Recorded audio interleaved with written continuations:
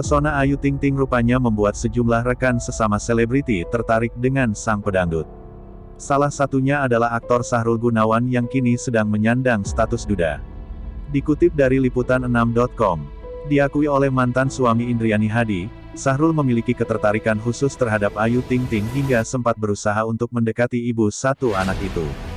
Sahrul Gunawan membeberkannya dalam sebuah tayangan televisi swasta. Di situ, bintang sinetron lawas Jin dan Jun ini secara terang-terangan menyampaikan keinginannya menjadi pasangan Ayu Ting Ting.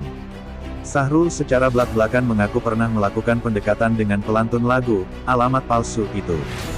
"Gua jujur sih, gua pernah pendekatan sama Ayu," kata Sahrul Gunawan dalam video, "Akui pernah mendekati Ayu Ting Ting."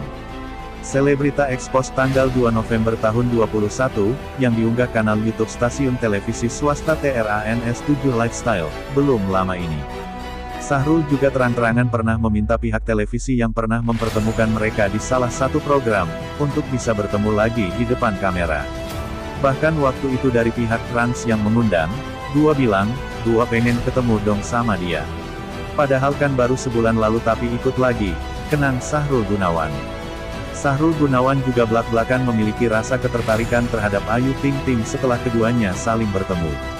"Ia pengin ketemu saja, enggak tahu kenapa sempat ada rasa tertarik gitu ya, gua enggak tahu juga, sih," Sahrul mengatakan. Namun begitu, Sahrul mengaku pesimis bisa merebut hati Ayu Ting Ting. Bahkan ia mengaku punya firasat tak akan bisa bersama penyanyi asli Depok itu. Terlebih ketika Ayu sempat mengumumkan rencana pernikahan dengan Aditya Yusman yang akhirnya batal. "Feeling? Kayaknya enggak mungkin, sih.